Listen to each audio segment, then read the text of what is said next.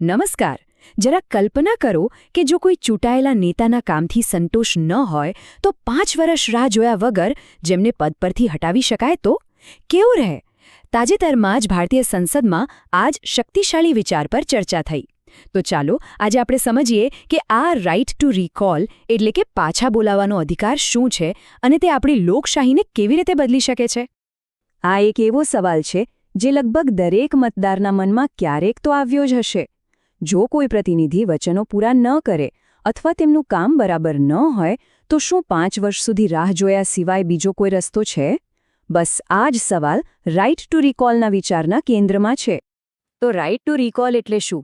એકદમ સાદી ભાષામાં કહીએ તો જે જનતા વોટ આપીને કોઈ નેતાને ખુરશી પર બેસાડી શકે છે એ જનતા તેમના કામથી નાખુશ હોય તો કાર્યકાળ પૂરો થાય એ પહેલાં તેમને ખુરશી પરથી હટાવી પણ શકે. મતલબ કે આ જનતાના હાથમાં એક બહુ મોટું અને શક્તિશાળી સાધન છે.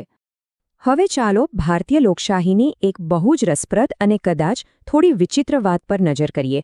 શું આપણે જાણીએ છીએ કે આપણા દેશમાં કોને પદ પરથી હટાવી શકાય છે અને કોને નહીં? જવાબ સાંભળીને કદાચ થોડું આશ્ચર્ય થશે. જરા આ કોષ્ટક જુઓ. દેશના રાષ્ટ્રપતિ અને સુપ્રીમ કોર્ટના જજને પણ મહાભિયોગ જેવી જટિલ પ્રક્રિયાથી હટાવી શકાય છે. આખી સરકારને પણ અવિશ્વાસ પ્રસ્તાવ લાવીને પાડી શકાય છે. પણ નવાઈની વાત તો એ છે કે જે સાંસદો અને ધારાસભ્યોને આપણે પોતે સીધા વોટ આપીને ચૂંટીએ છીએ તેમને હટાવવાની કોઈ સીધી સત્તા મતદારો પાસે છે જ નહીં.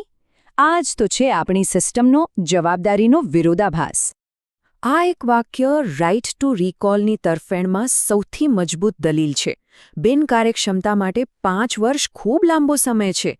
જરા વિચારો, 5 વર્ષ સુધી કોઈ પ્રતિનિધિની નિષ્ફળતાને સહન કરવી શું એ લોકશાહીની મૂળ ભાવનાની વિરુદ્ધ નથી? તો સવાલ એ થાય કે જો દુનિયાના બીજા દેશોમાં આ શક્ય છે તો પછી ભારતમાં કેમ નહીં? ચાલો જોઈએ કે દુનિયાભરમાં આ પ્રણાલી કેવી રીતે કામ કરે છે અને ભારતની સામે એવા કયા ખાસ પડકારો છે જે આ રસ્તામાં અવરોધ બની રહ્યા છે. જુઓ, આ કોઈ નવો કે કાલ્પનિક વિચાર બિલકુલ નથી. સ્વિટ્ઝરલેન્ડ, યુકે અને અમેરિકા જેવી મજબૂત અને જૂની લોકશાહીમાં પણ આ પ્રથા કોઈને કોઈ સ્વરૂપમાં ઘણા સમયથી અમલમાં છે. આ વાત એ સાબિત કરે છે કે મતદારોને તેમના પ્રતિનિધિઓ પાસેથી જવાબ માંગવા માટે આ એક માન્ય અને અસરકારક સાધન છે. તો પછી જો બીજા દેશો આ કરી શકે છે તો ભારત માટે આટલું મુશ્કેલ કેમ છે?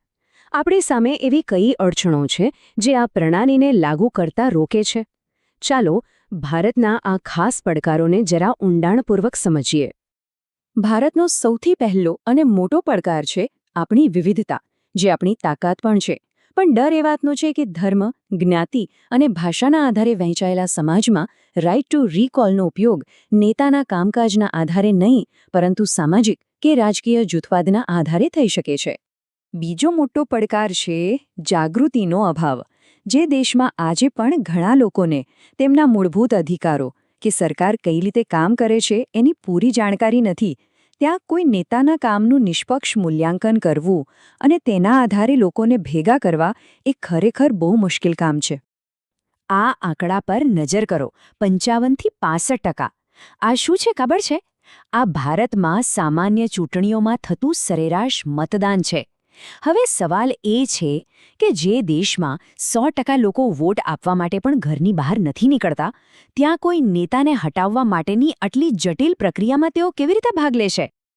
અને ત્રીજી અને કદાચ જ સૌથી મોટી ચિંતા છે રાજકીય દુરુપયોગની. શું વિરોધ પક્ષો આ અધિકારનો ઉપયોગ એક હથિયાર તરીકે કરશે? શું તેઓ સતત સત્તાધારી પક્ષના નેતાઓને નિશાન બનાવશે? જો આવું થાય તો દેશમાં રાજકીય અસ્થિરતા આવી શકે છે અને વારંવાર ચૂંટણીઓનો ખર્ચાળ બોજ પણ વધી શકે છે. તો શું આ બધા પડકારોનો મતલબ એ છે કે ભારતમાં રાઇટ ટુ રિકોલ શક્ય જ નથી? કદાચ એવું નથી. ચાલો એક એવા સૂચિત માળખા પર નજર કરીએ જે આ અધિકારના દુરુપયોગને રોકી શકે અને તેને વધુ જવાબદાર બનાવી શકે. આના દુરુપયોગને રોકવા માટે સંસદમાં એકદમ મજબૂત 4 પગલાંનું એક સેફ્ટી નેટ સૂચવવામાં આવ્યું છે. પહેલું, પ્રક્રિયા શરૂ કરવા માટે જ ઓછામાં ઓછા 35-40% મતદારોની સહીવાળી અરજી જોઈએ. બીજું, ચૂંટાયા પછી 1.5 વર્ષ સુધી કોઈ નેતાને ટાર્ગેટ ન કરી શકાય. ત્રીજું, કારણો ગંભીર હોવા જોઈએ, જેમ કે ભ્રષ્ટાચાર, માત્ર રાજકીય મતભેદ નહીં. અને ચોથું અને સૌથી અગત્યનું, અંતિમ નિર્ણય માટે 50%થી વધુ મતદારોનું સમર્થન જરૂરી છે. આ બધા નિયમોનો હેતુ એ જ છે કે આ શક્તિનો દુરુપયોગ ન થાય. સારું, આટલી બધી ચર્ચા પછી જો હું એમ કહું કે ભારતમાં રાઇટ ટુ રિકોલ અમુક અંશે પહેલેથી જ અસ્તિત્વમાં છે તો? હા, આ વાત સાચી છે. ચાલો આ ઓછી જાણીતી હકીકત પર એક નજર કરીએ. તો સવાલ એ છે કે આ અધિકાર વિશેની બધી વાતો શું માત્ર કાગળ પર અને ચર્ચાઓમાં જ છે, કે પછી વાસ્તવમાં ક્યાંક અમલમાં પણ છે? અને જવાબ છે હા, તે અમલમાં જ છે. મધ્યપ્રદેશ, છત્તીસગઢ અને રાજસ્થાન જેવા રાજ્યોમાં પંચાયત અને નગરપાલિકાના સ્તરે આ અધિકાર પહેલેથી જ લાગુ છે. આનો અર્થ એ છે કે આ વિચાર ભારતીય લોકશાહી માટે સાવ નવો નથી, પણ હા, તેને રાષ્ટ્રીય સ્તરે લાવવો એ એક મોટો પડકાર ચોક્કસ છે. તો અંતે આ બધી દલીલો અને ચર્ચાઓ પછી આપણે એક મૂળભૂત અને સૌથી મોટા લોકતાંત્રિક સવાલ પર આવીને ઊભા રહીએ છીએ. આપણી પ્રાથમિકતા શું હોવી જોઈએ? અહીંયા બે વિચારધારાઓ સામસામે આવે છે. એક વિચારધારા કહે છે કે મતદારોને વધુ સશક્ત બનાવવા માટે રાઇટ ટુ રિકોલ જેવા સાધનો તરત જ લાગુ કરવા જોઈએ, જ્યારે બીજી વિચારધારા કહે છે કે ના, પહેલાં શિક્ષણ, સ્વાસ્થ્ય અને માળખાકીય સુવિધાઓ જેવા પાયાના મુદ્દાઓ મજબૂત કરવા જોઈએ, જેથી એક જાગૃત સમાજ બને જે આવા અધિકારોનો જવાબદારીપૂર્વક ઉપયોગ કરી શકે. અને આ જ સવાલ આખી ચર્ચાનો સાર છે.